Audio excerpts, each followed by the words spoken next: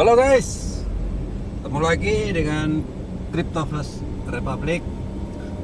Biasa ini adalah versi ride vlog atau ngevlog sambil berkendara. Channel ini ya kebanyakan memberikan informasi dasar lah.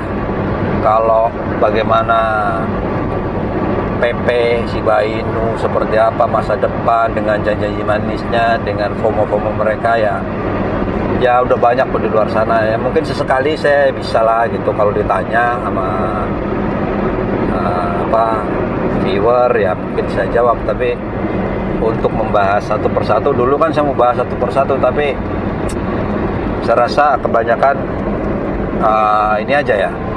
Memang sih secara fungsional oke, karena kadang-kadang begini, begitu koin turun, saya gitu ngalaminnya ya, apa sih fungsi dari mereka di luar sana yang ngonten seperti ini tapi menawarkan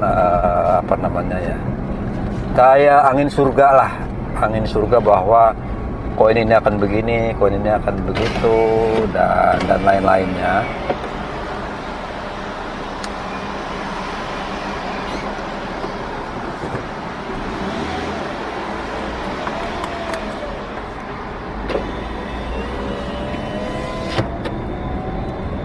Jadi sebetulnya ada gunanya juga sih.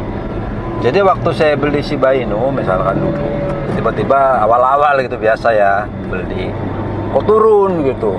Ya memang lagi masa penurunan ya.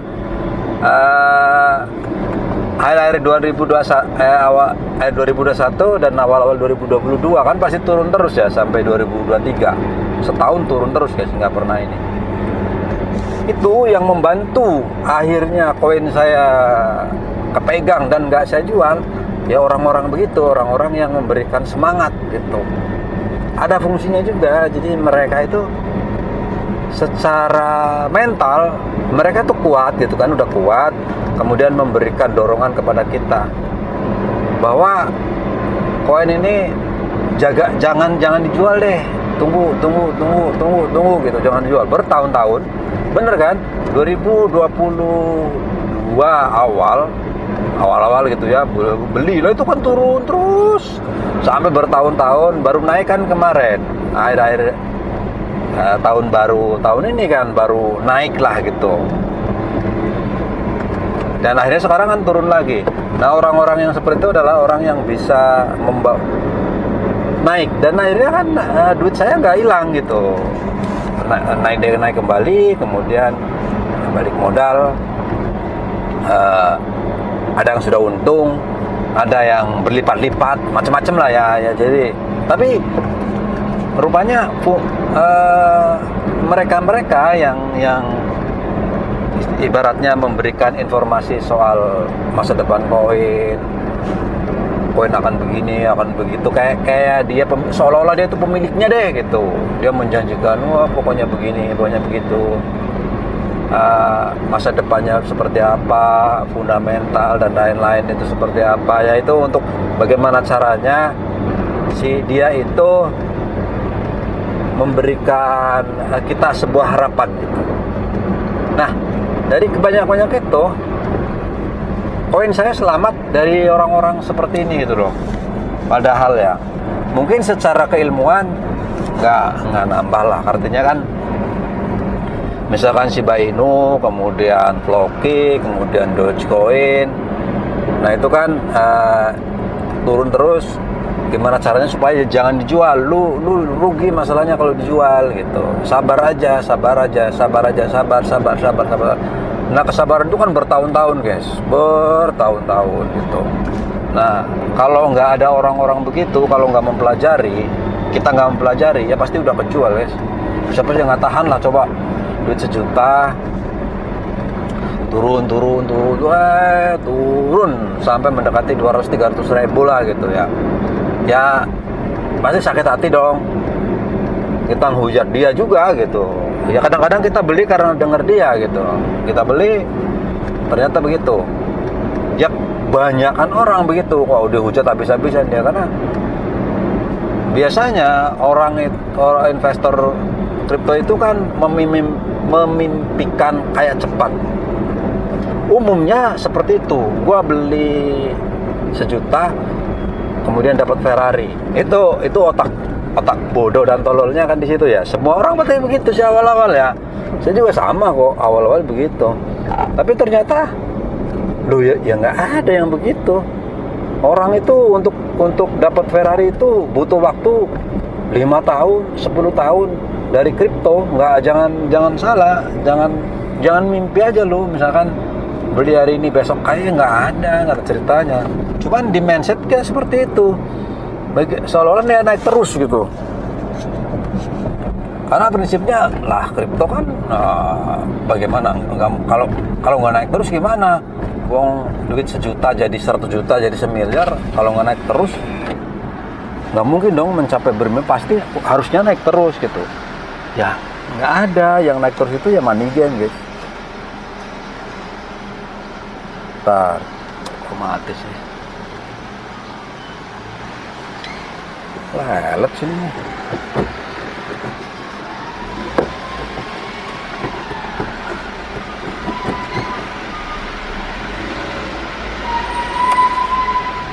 Kalau yang kayak gitu murni ponzi guys. Jadi kalau ada satu barang naik terus, nggak pernah turun, nggak pernah diem, harganya nggak pernah diem gitu rata, tapi naik aja, itu ya tunggu aja lah, pasti rontok aja lah, pasti rontok gitu. Kripto aja nggak gitu ya, rontok kok. Tapi kripto naik dan turun jauh itu ya sehatnya di situ. Kripto itu begitu dia naik, ada naik kan, pastilah barang tuh ada naik, kemudian udah naik, yang beli di bawah kan dijual dong, karena mereka pengen untung. Oke, dijual. Setelah dijual turun tuh harganya, oke, tapi di bawah, tapi dijual tuh nggak semua, masih ada orang yang megang gitu. Kalau dijual semua ya habis ke bawah. Tapi ternyata masih turun dan berhenti dan tidak sampai titik bawah misalkan. Pertama dia naik, turun, dia terhenti, nggak langsung bablas ke bawah, tapi dia terhenti untuk kemudian naik lagi. Yang begitu itu yang sehat guys, yang sehat. Jadi kalau harga itu harus naik dan turun, harus. Namanya barang dagangan harus naik dan turun. Karena ada yang beli, ada yang jual. Bukan hanya orang beli lagi, itu biasanya satu orang, itu percuma gitu. Makanya kalau cap-nya kecil, supply-nya 1000, yang beli cuma 2 orang, misalnya nih, nggak bisa naik? Bisa naik, orang tinggal beli aja sendiri, beli yang banyak, beli lagi sendirian tuh, udah. Ya naik otomatis, mau naik ribuan %. Cuman ada yang mau kalau kita beli juga, ada yang mau jual nggak ada gitu. Ya seperti itu, sama juga. Nah justru kalau itu harus ada naik turun, karena harus ada yang menjual, harus ada yang beli lagi, ada jual lagi, ada beli. Itu yang normal gitu. Nah kripto itu sama, dia tembak dikit jeduk, nanti ada orang yang pada beli, ambrol, naik lagi ya, itu yang justru sehat seperti itu. Nah, jangka waktu untuk naik dan turun dengan tinggi itu lama. Kalau dalam jam-jamanannya, misalkan menit-menitannya, hariannya gitu, itu untuk kalian orang saham, kripto tuh gila edan guys. Kalau yang biasa di saham itu untuk setahun itu bulanannya gitu naik 10% itu udah luar biasa sekali guys. Luar biasa sekali, kecuali saham-saham gorengan lah. Kalau saham-saham besar susah. Contoh emas deh. Emas itu berapa sih kenaikannya? Sedikit gitu. Sedikit sekali. 0, kenaikannya.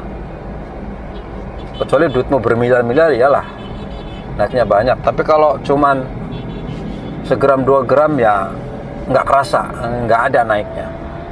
Turunnya juga nggak kerasa. Nah, kalau kripto bukan zamannya, hariannya, jam-jamnya, menit-menitnya. Itu kalau lagi sedang naik lah 20%, sehari bisa 50%, 100%. Anjloknya juga sama, kadang-kadang anjlok, jadi bisa-bisanya dia anjlok belasan persen, puluhan persen. Ya menakutkan sekali gitu. Kalau kita mau ngeliatin pasar seperti itu, makanya kita perlu paham. Satu, perlu paham. Yang kedua, kadang-kadang perlu penyemangat. Nah, jadi konten kreator kan banyak macam-macam ya. Ada yang seolah-olah mompom koin, seolah-olah itu miliknya gitu. Yang katanya, kata pemerintah nanti sekarang dilarang katanya. Nanti nggak boleh kita memasarkan koin. Ya, pemerintah nggak tahu gimana ceritanya. Wong kita itu kan koin umum dijual resmi, negara yang resmiin, lu yang bolehin, ngapain lu nggak boleh ngomongin gitu. Itu siapa sih yang punya ide ya? Gue bilang goblok aja sih, tolol aja lah. Masa kita nggak boleh ngomongin emas, masa nggak boleh kita mompom emas? Emas itu kan bagus sekali, emas itu adalah investasi paling keren.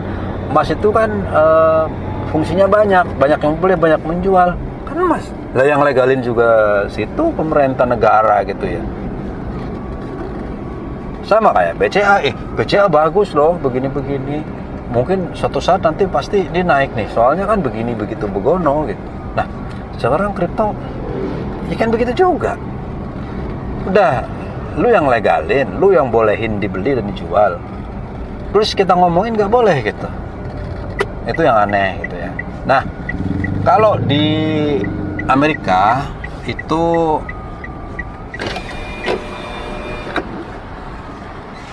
ya, thank you. Kalau di Amerika yang nggak boleh adalah kita influencer ngomongin koin, tapi kita dibayar oleh koin itu. Memang itu ada pernah terjadi di itunya begitu gitu ya. Tapi padahal kalau itu kan influencer ya, saya nggak tahu juga sih kenapa. Sama kayak kita jualan produk, tapi memang nggak boleh. Yang menjanjikan tuh nggak boleh. Kalau ngiklanin mungkin boleh.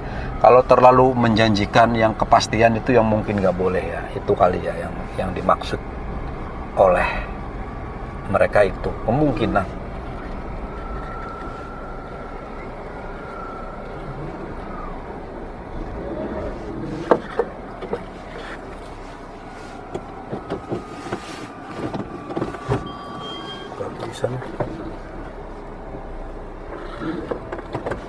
Kemungkinan itu ya, jadi makanya kita tuh susah juga lah di sini. Ya, tapi mudah-mudahan nanti enggak kita ya itu baru wacana. Mudah-mudahan juga nanti, karena ada manfaatnya juga orang-orang influencer yang mengulas koin yang dengan apa ya dengan semangat tinggi gitu untuk menjaga mental kita. Malah akhirnya saya dapat cuan yang tadinya saya pikir waduh rugi gede, tapi ternyata cuannya dari dia gitu. Kalau nggak ada dia mungkin udah habis duit saya gitu maksudnya. Itu guys ya, untuk video kali ini. Terima kasih. Tadi kita ngomongin wallet, baik yang cold wallet maupun hot wallet, kemudian juga manfaat dari para konten kreator yang mempom-pom koin gitu ya. Oke, mudah-mudahan bermanfaat. Thank you dan bye-bye.